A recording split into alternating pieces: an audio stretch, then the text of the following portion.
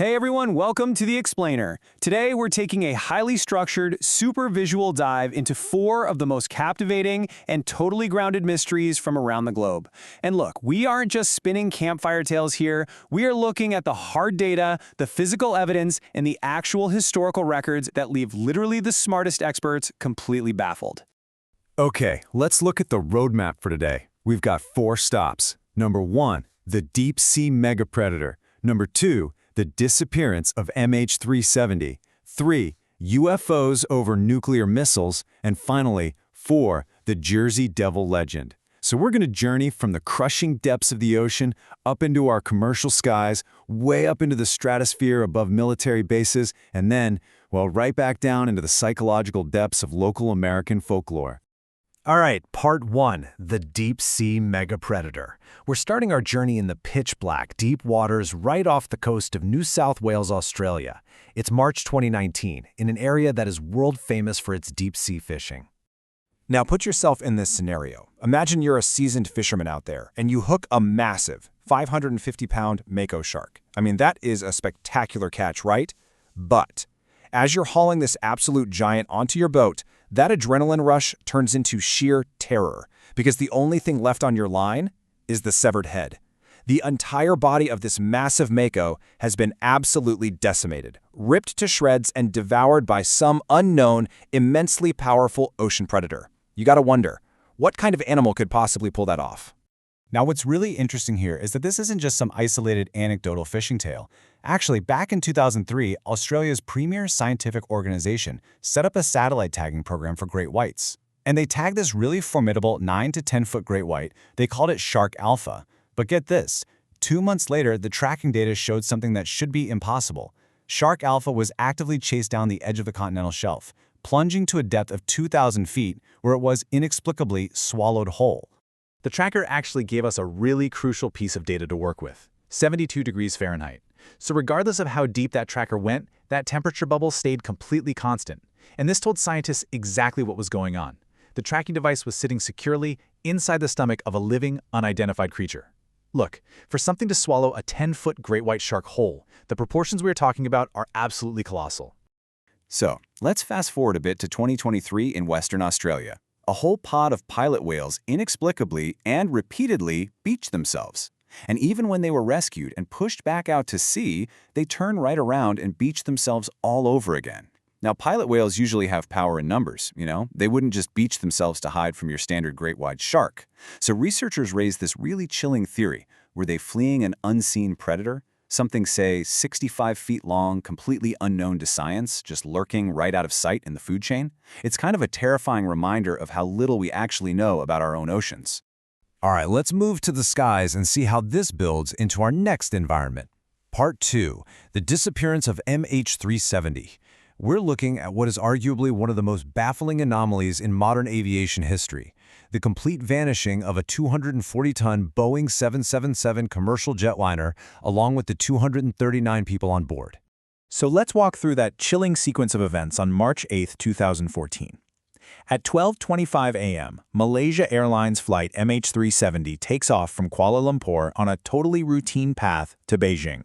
For about an hour, it's a perfectly normal flight. It's pinging air traffic control flawlessly. Then, suddenly at 1:20 a.m. over the South China Sea, the transponder just goes dark. Mere moments after sending a clear signal, the plane vanishes from civilian radar. And by 2:20 a.m., even covert military radar loses the aircraft for good. Now, in an era of constant satellite communication, how on earth does a massive commercial jetliner just vanish into thin air? Well, the breakthrough clue didn't come until months later. Boeing had installed this satellite-based maintenance reporting tool called the ACARS system, and its job was to send engine data every hour. So while the plane's main radios were totally silent, ACARS just kept quietly pinging the satellite.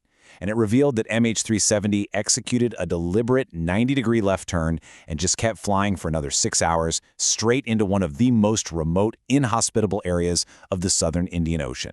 And that brings us to the absolutely critical question, why?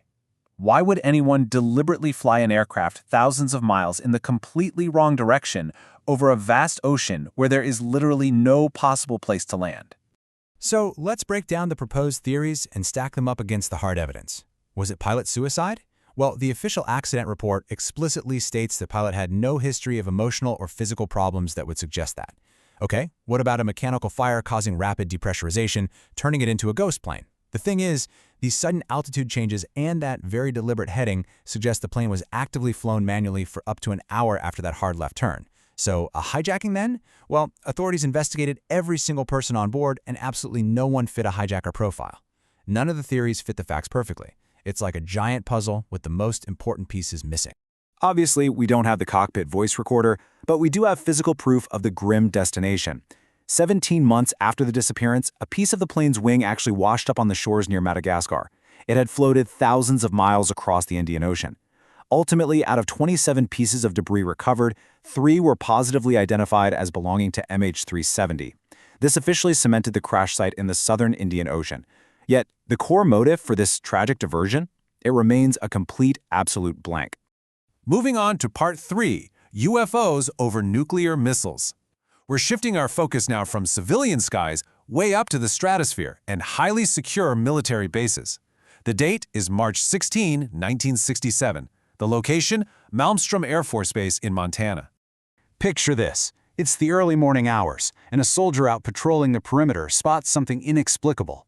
It's a glowing red object, just hovering right over the front gate of this highly guarded nuclear missile base. Immediately, the entire facility is thrown into red alert. The Air Force Office of Special Investigations swoops right in, classifying the ensuing events at the absolute highest top-secret level. And here is exactly why they classified it so quickly. While this glowing red object hovered outside, 10 intercontinental ballistic missiles simultaneously, completely inexplicably, went offline. Captain Robert Salas was stationed deep underground, actively monitoring the controls for these nuclear-tipped missiles. I mean, imagine the sheer, unadulterated panic as he watched his console light up with failure warnings. As he vividly recalled later, the alarms went, and I quote, bing, bing, bing, bing, bing, all 10 of them. There was zero scientific explanation for why these heavily protected launch systems just suddenly failed. And here's the kicker. The very moment the UFO departed, the systems came right back online. Now, declassified Freedom of Information Act documents actually prove this event, and a bunch of others over nuclear sites, really happened, which leaves researchers debating 2 distinct theories. Are these objects a hostile threat probing our military defenses? Or, and this is what some researchers propose, is it protective observation? Think about it. From the end of World War II until the end of the 20th century, humanity detonated over 2,000 nuclear devices in the upper atmosphere. Some people suggest these visitors aren't attacking at all, but rather observing out of concern, kind of wondering if humanity is about to accidentally destroy itself. Finally, Part 4, the Jersey Devil legend. Let's bring our journey down from the stratosphere and straight into the dark, primeval woods of the American Northeast. We are diving deep into the psychological roots of folklore. Welcome to the Pine Barrens in southern New Jersey. Look, this isn't just your standard local park. We are talking about 1 million acres of dense, foreboding woodland. At night, beneath this incredibly thick canopy, you hear the ominous crunching of animals in the dark undergrowth, but the pitch blackness completely hides whatever's making the noise. It is an environment so vast, so incredibly disorienting, that people can, and unfortunately do, get completely lost and are never seen again. And the most nightmarish inhabitant of those woods? That's said to be the Jersey Devil. For over 250 years, locals have been describing an entity that literally looks like it escaped Dr. Frankenstein's lab. It's said to have a horse's head with horns, a long dragon-like body, thin bird legs that end in hooves, a forked tail, and massive leathery bat wings. But honestly, perhaps the most terrifying part is its signature, horrific screech. It's a sound that locals swear will make you run for your life. To really understand the legend, we have to look all the way back to its origin story in 1735. According to lore, a woman known as Mother Leeds was giving birth to her unlucky 13th child. Out of pure frustration, she allegedly cried out for the devil to just take it. Now, the local stories all agree that a healthy boy was born and then immediately transformed into this horrific beast.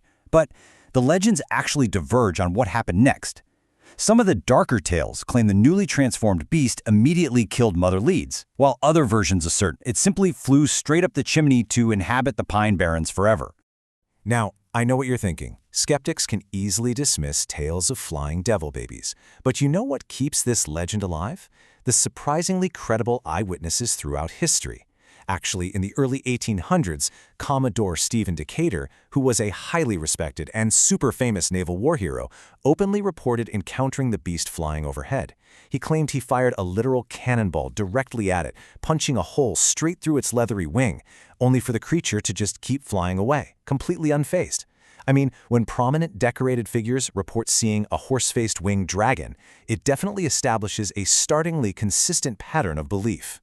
From a 72-degree anomaly deep in the Pacific, to a deliberate 90-degree turn in the sky, to silenced nuclear missiles, and the primeval darkness of the Pine Barrens, we've seen just how much of our reality remains totally unexplained. So as we wrap up this explainer, I want to leave you with this thought.